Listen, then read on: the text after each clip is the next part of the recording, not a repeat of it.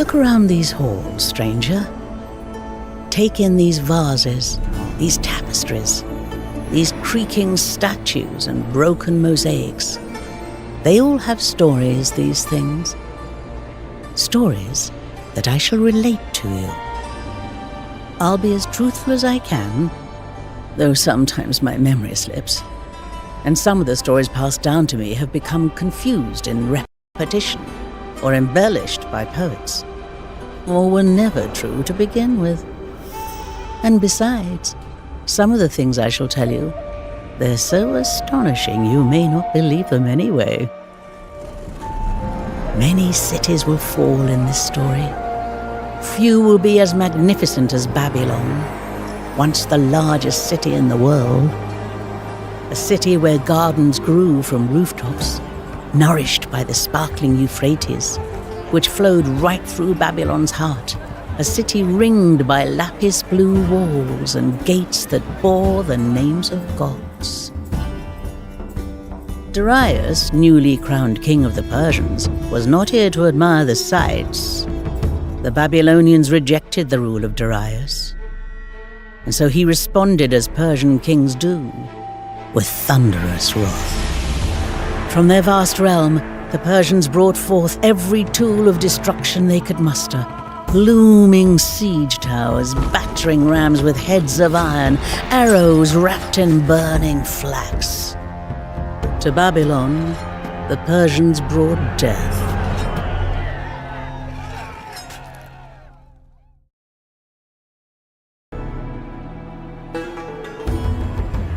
You may have the impression that Darius was nothing but a violent conqueror.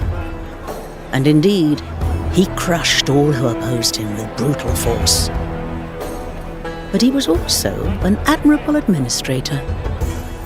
Once the slaughter was over, he divided his empire into provinces known as satrapies, to be governed by trusted men.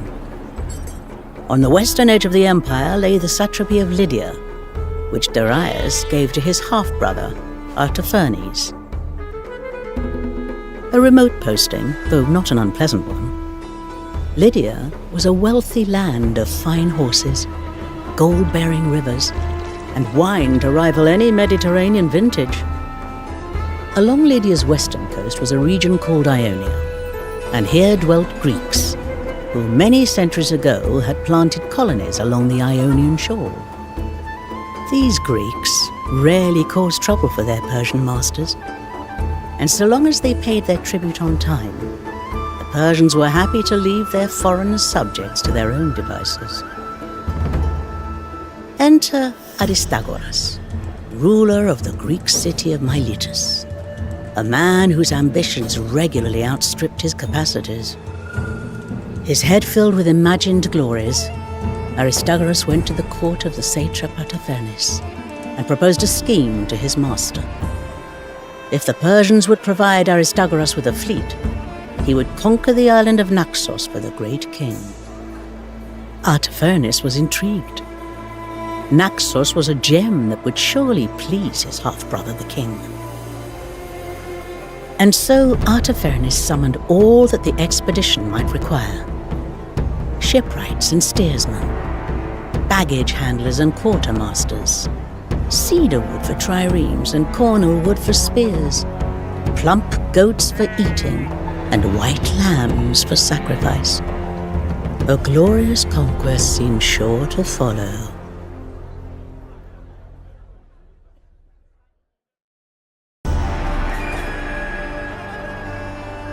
Having squandered the great king's fleet, Aristagoras rightly feared for his head and most of his other body parts.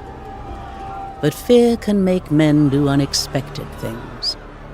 Rather than flee, Aristagoras launched a rebellion. Aristagoras knew that he'd need all the men he could muster. He sailed to Greece with a bronze map that showed the rich Persian realm, hoping to tempt would-be fortune-seekers from their rocky homeland. The cautious Spartans refused to get involved, but the Athenians, who are fond both of great adventures and reckless decisions, were easily persuaded. Returning with these Athenian treasure hunters, Aristagoras marched across Ionia, rallying cities to his cause and deposing any rulers who remained loyal to the Persians. Now, there are some who think that Aristagoras was a true freedom fighter, committed to Greek liberty.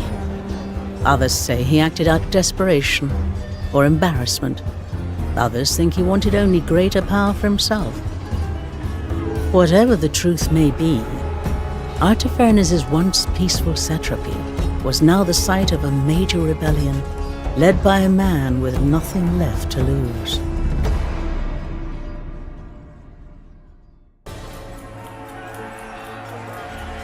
The army of Aristagoras, a rowdy band of desperate rebels, committed freedom fighters and avaricious fortune seekers, now made its boldest move yet.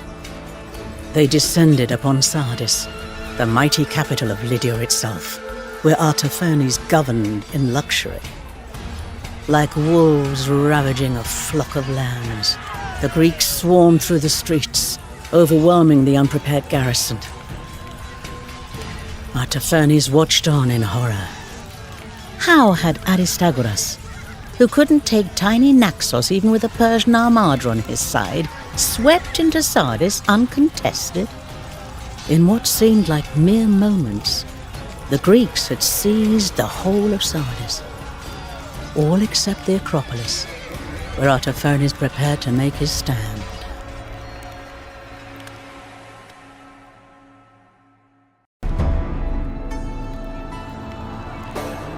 Fire is sacred to the Persians.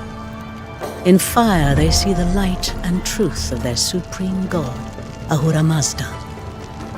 So imagine their horror as they watched the holy shrines of Sardis go up in flames. Imagine their fear as they fought the pitiless blaze. Imagine their anger as Aristagoras fled the city with his Greek marauders. Whether it was arson or accident, the burning of Sardis would spark untold horrors for both the Greeks and Persians. Invasions, massacres, slaughters, sieges. All these things I will relate to you, in good time. Artaphernes had no notion of what great and terrible events were to come. He was focused purely on bringing the treacherous Aristagoras to justice. His face still blackened with ash, Artaphernes gathered his swiftest riders and rode out after the rebels at a furious gallop.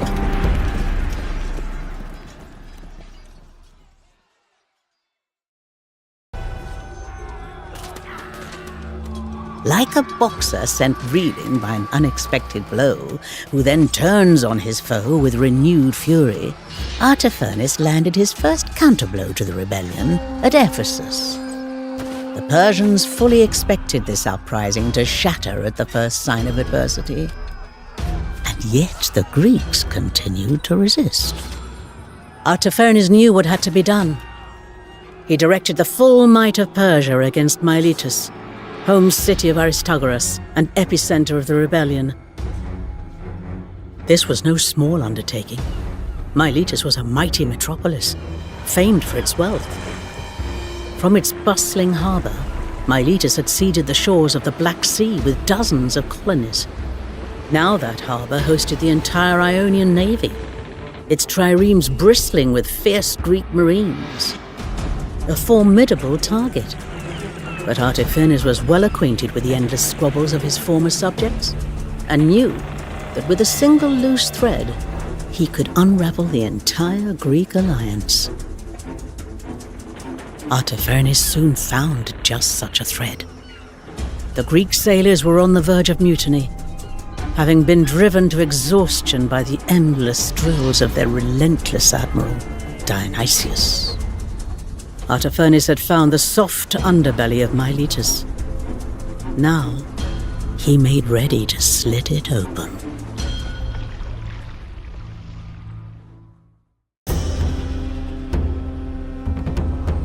With the capture of Miletus, the Greek rebellion shattered. The burning of Sardis still fresh in their minds, the Persians brutally stamped out the last isolated remnants of the uprising, taking cleansing fire to cities, fields, and sanctuaries. Ash and blackened bones were the only remaining testaments to the hubris of Aristagoras. For most men, this would have been vengeance enough. But for the great king of Persia, retribution had to be absolute. If a single rebel was seen to escape punishment, then Darius would soon be dealing with recalcitrant Bactrians, or the arrogant Babylonians again, or the Egyptians, for whom peace was simply an interlude between uprisings. No, there was still one enemy unpunished. Men who had sailed all the way across the Aegean just to pillage the great king's realm. 3 times each night at dinner, Darius had a servant whisper in his ear, "Master, remember the Athenians." So the great king ordered the construction of a mighty fleet and entrusted it to his most dependable commander, Datis. At the first fluttering of the Etesian winds, Datis launched his deep-bellied warships into the Aegean, their prows pointed for Greece. In those days, most fleets would travel along the coastline, returning to shore each night. But Datis had a different plan. He would cut a bloody swathe straight through the islands of the Aegean, starting with Naxos, where, all those years ago, the failure of Aristagoras had birthed such troubles for the Greeks.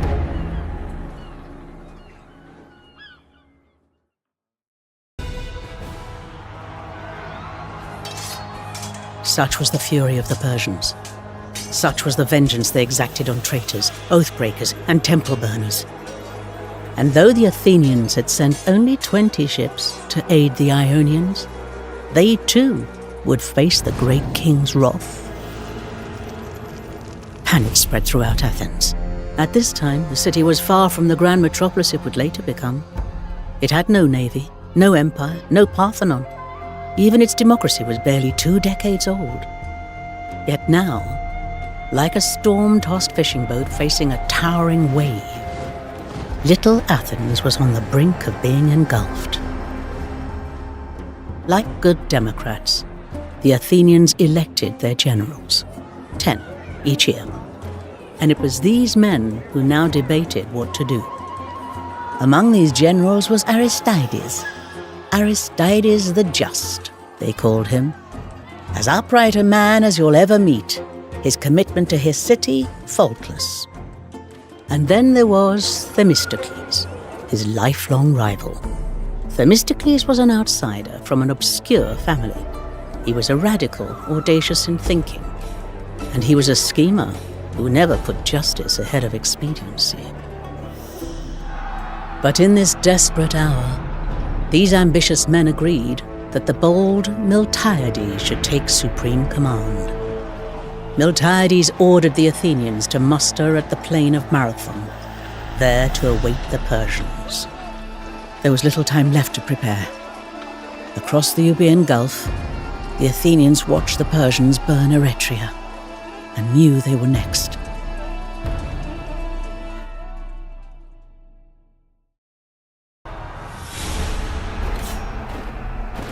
Marathon was a stunning victory. Those who fought there became known as the Marathonomachoi. Among them, the great tragedian Aeschylus, whose tombstone never bothers to mention his dramas, only his glorious involvement at Marathon. With the enemy vanquished, the Athenians slept soundly. All except Themistocles, who yearned for the glory that went to Miltiades. Not that Miltiades remained a hero very long. The next year he made a dreadful mess of an expedition to Paros, was promptly thrown in prison by the angry Athenians, and died shortly thereafter from a gangrenous leg wound. Great men, you see, rarely meet great ends. Lack of recognition wasn't the only thing that kept Themistocles awake at night. He knew that the Persians would soon return, and Athens was utterly unprepared. So when the Athenians struck a rich vein of silver, Themistocles proposed something radical. They should spend it on a fleet of warships and transform their unremarkable city into a naval power. His rival Aristides disagreed, as you might expect. The Persian threat was gone, he argued, and fleets of squalid things rowed by squalid men. The Athenians had a wonderfully efficient way to resolve disputes like these: an ostracism. Unlike regular elections, where the Athenians voted eagerly for whoever made them the most extravagant promises, in an ostracism, the citizens voted to expel whichever politician they found most disagreeable. This was Themistocles' opportunity. If he could get his stubborn rival Aristides ostracized, he could have his fleet and his chance at glory.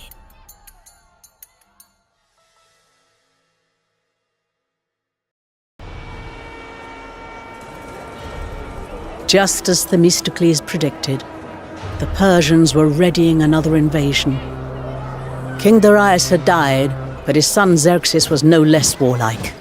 Indeed, he sought not just to punish Athens, but to conquer the whole of Greece. This new great king summoned all the forces of the vast Persian realm: axe-wielding Sakai, Syrians with helmets of twisted bronze, Ethiopians draped in leopard skins and armed with palmwood bows.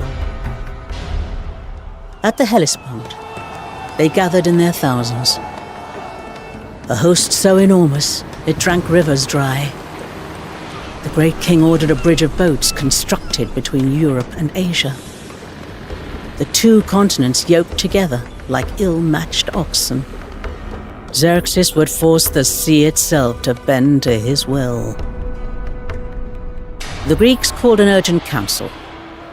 Many cities had already submitted to Xerxes, offering the earth and water he demanded. But other cities resolved to fight.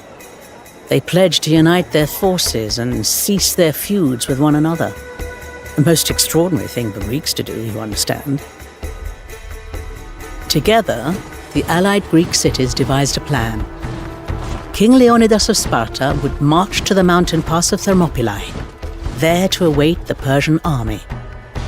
Meanwhile, Themistocles and the Greek fleet would make their stand at the Strait of Artemisia.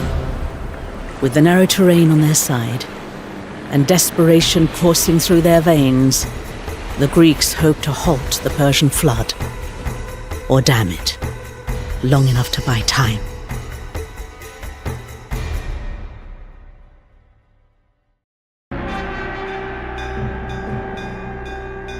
With their city now completely exposed to the Persian invaders, the desperate Athenians turned to the god Apollo for advice. At Delphi, Apollo's priestess, always a wise, graceful woman, would give voice to the god's prophecies in cryptic riddles. On this occasion, her advice to the Athenians was unusually clear and utterly terrifying. Flee, she told them.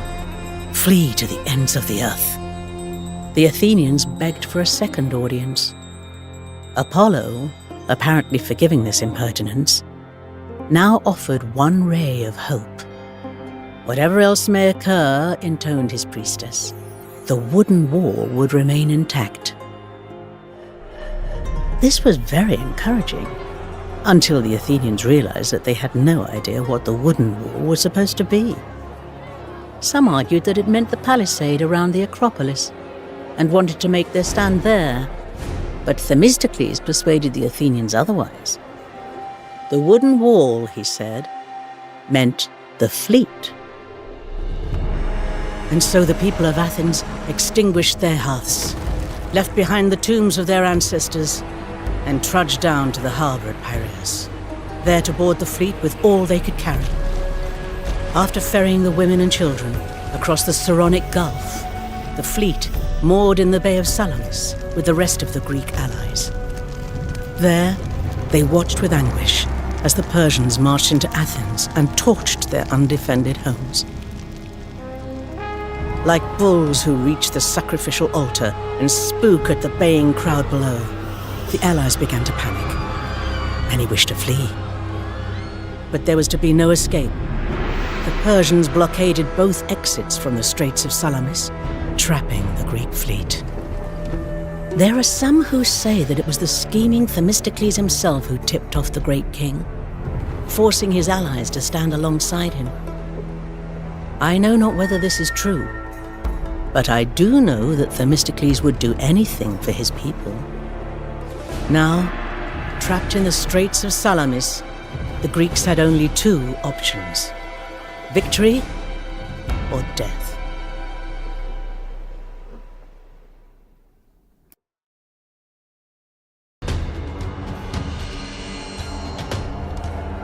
Like a hunter who at last looms over a cornered boar, only for the desperate beast to turn and gore him, Xerxes was stunned by the Greek victory.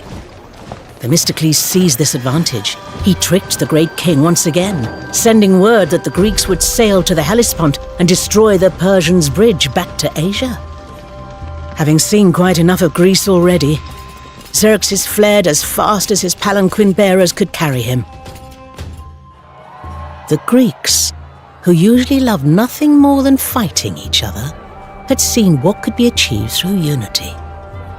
Headed by Pausanias, Regent King of Sparta, they formed a grand alliance. Its goal was not simply to defend Greece, but to carry the war across the Aegean into the great king's domain. Their first target was an audacious one: Cyprus, deep within Persian waters. Only the Phoenicians and Egyptians supplied more ships to Xerxes than the many kingdoms of Cyprus. And so a Greek armada sailed eastwards, the likes of which none had seen since the days of Agamemnon. An endless tapestry of sails, bearing the proud symbols of cities large and small. Across the wine-dark sea they came, heading straight for the heart of the Persian realm.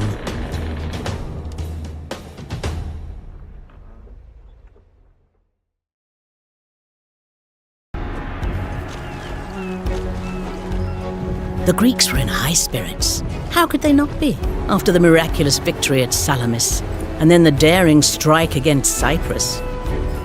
And so for their next target, they chose Byzantium. No mere city, but a gateway between continents. Its harbors crowded with merchants from 100 different lands. But trouble loomed over the Greek fleet. The Spartan leader Pausanias began to treat the allies as a despot treats his slaves, using threats in place of persuasion, issuing demands rather than seeking counsel. The allies, enraged by the arrogance of Pausanias, whispered their protest to that most incorruptible of statesmen, the Athenian Aristides. And Aristides, whether irked by injustice or sensing an opportunity for Athens, or perhaps imbibing some of Themistocles' talent for scheming, began to wonder whether Athens, not Sparta, should lead the Greek alliance.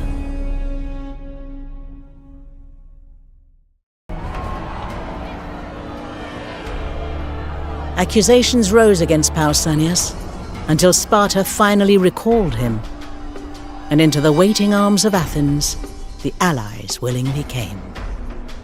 The Athenians formed a new alliance, the Delian League. Each year, its members would send Athens either money or ships for the common defense. Most chose coin, and so from many small streams, a torrent of wealth began to flow into Athens. Athenian power now surpassed even Themistocles' most ambitious dreams. From a hastily assembled fleet to mastery of a mighty league. You might imagine that Themistocles would be terrifically popular after all of this. But that's not how things work in Athens. His jealous rivals stood by, plotting his fall. And as the years went on, Athens too incurred the suspicion of her allies. With the Persian threat repelled, they asked, why should they continue to pay their tribute to Athens? The winds of the Aegean were thick with discontent.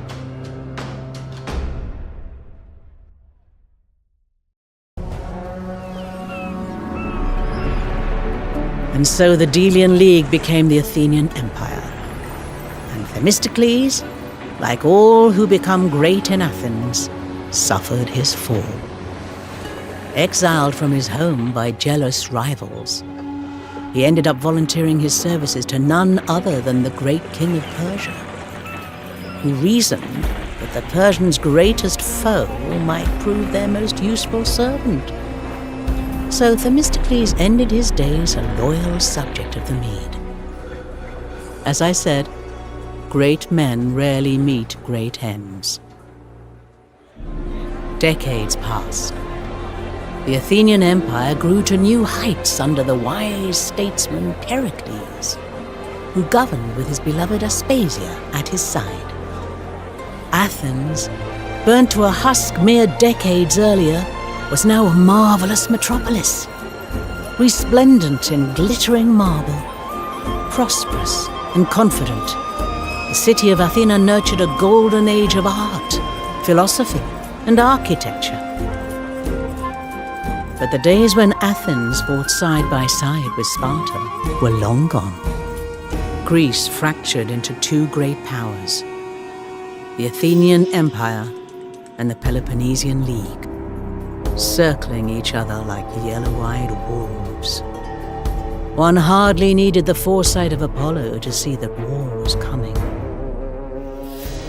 On land, none could resist the Spartans, whose men devoted their whole lives to war. At sea, the Athenian fleet was unmatched, and with Athens connected to its port by a set of long walls, the navy could feed the city indefinitely, should any foe attempt a siege. All Greece held its breath, like an audience that awaits the arrival of a tragic chorus, knowing that things both great and terrible are about to unfold.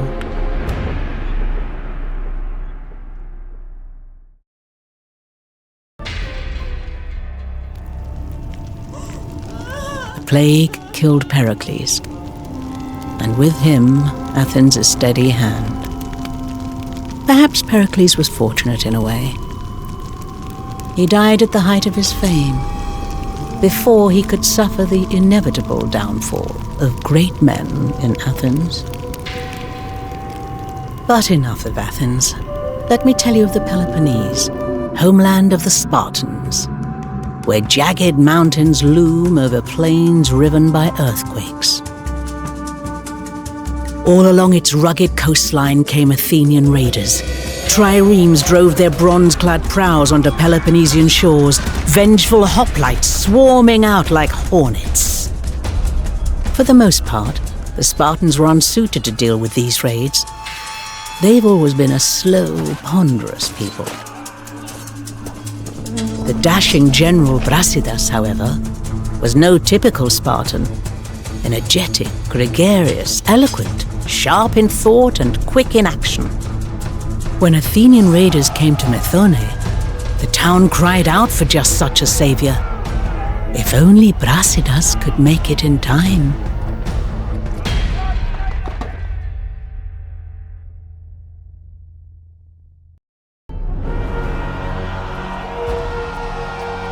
The Spartans hailed Brasidas as a hero. In the early days of the war, when their futile occupation of Attica dragged on and the expected victory never came, Brasidas was a rare figure of inspiration, the protector of Spartan honor against vicious Athenian pirates. But the Athenian raids endangered more than Sparta's honor. Turmoil in the Peloponnese threatened the very foundations of Spartan society.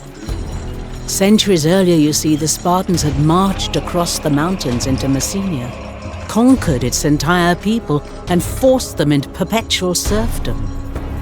Hereafter, the Messenians were called Helots, and toiled year-round for their Spartan masters. The Spartans were utterly dependent on these Helots, as dependent as they were fearful, for they knew that given the slightest chance, the Helots would gladly eat their masters alive. Like a field of dry heather, the Peloponnese would need only a tiny spark to burst into flames. And the Athenian raiders knew it. Brasidas donned his helmet, its horsehair crest swaying in the salty breeze, and marched down to the coast.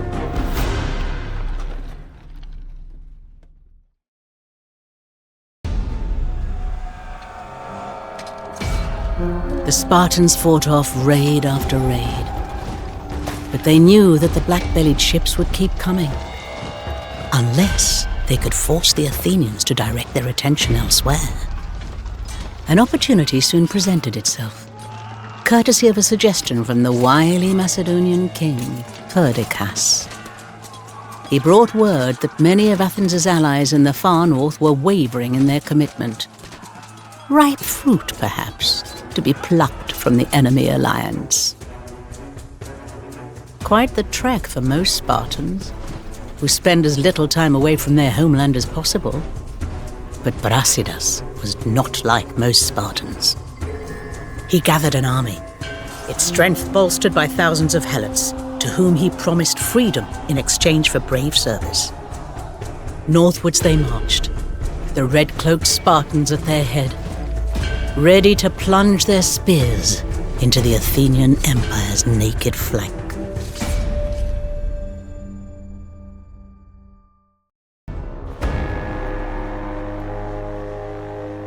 Brasidas lived just long enough to hear that he was victorious.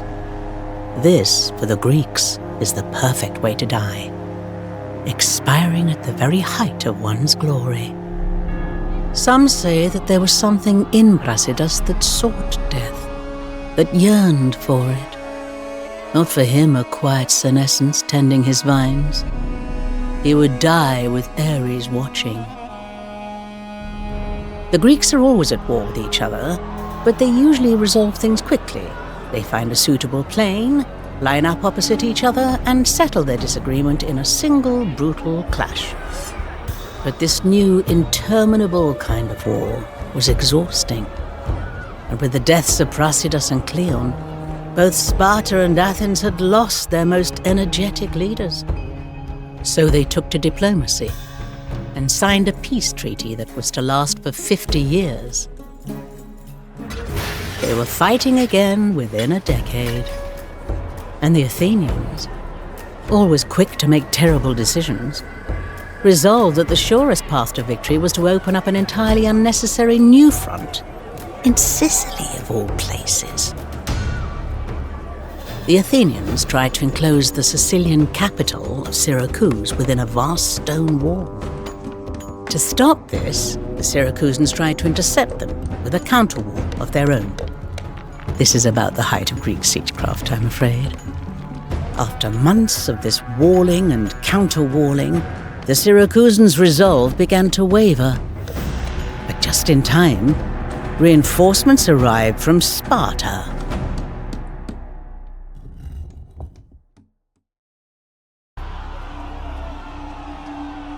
The Sicilian expedition was planned hastily, executed incompetently, and concluded horrifically. The Athenians were chased from Syracuse all the way to the river Asinarus, where they were speared like writhing tuna in the blood-churned water. This defeat should have spelled the end of the Athenian Empire. But like the many-headed Hydra, Athens recovered from every wound. For as long as they could hide behind their walls, supplied from the sea, the Athenians would never surrender. Lysander knew this. When Sparta made him admiral of a fleet that didn't yet exist, well, it seemed like the latest insult in a lifetime of derision. But Lysander was determined. He knew that Sparta needed a navy, and that required money. Real money. Not the iron spits that the austere Spartans used as currency. So Lysander sailed to Ionia to meet with the young Persian prince, Cyrus. He struck a deal with the old enemy, Persian gold for a Spartan fleet, and the troublesome Athenian navy reduced to splinters.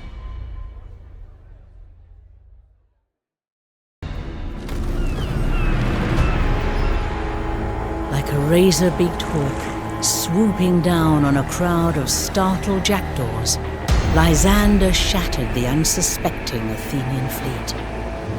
At long last, the navy that shielded Athens from the horrors of siege was vanquished.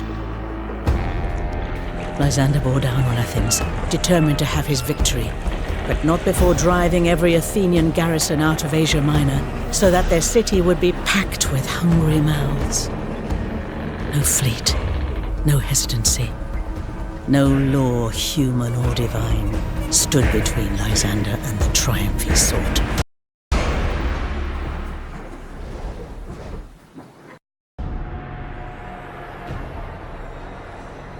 Proud Athens, which had once gorged itself on the fruits of its empire, now starved. Sallow-faced and trembling, the Athenians begged Lysander to lift his siege. To make sure that Athens would always remain at his mercy, Lysander tore down the long walls to the mocking music of flute girls. Lysander finally had his victory, and he made sure it was never forgotten. At Delphi, the center of the Greek world, he had himself sculpted in bronze. But, as you must have learnt by now, great men rarely meet great ends. And before long, Lysander was dead, his legacy scorned by the kings he served, his memory blackened with accusations of arrogance, violence, and greed. You might think that after spending nearly 3 decades at war, the Greeks would settle down, at least for a little while. Alas, they were at each other's throats again soon enough. Endless configurations of cities in alliances and leagues and empires, fighting for gold or territory or honor, or sometimes for no good reason at all. No. The Greeks would never stand together by choice, only by necessity or compulsion. And indeed, the day would soon come when unity would be forced upon them by a man whose cunning eclipsed Themistocles, whose swiftness was greater than Brasidas, whose ruthlessness was beyond even Lysander, and whose ambitions were a match for any king who ever lived. But I grow weary now. Return on the morrow, and I shall continue our tale.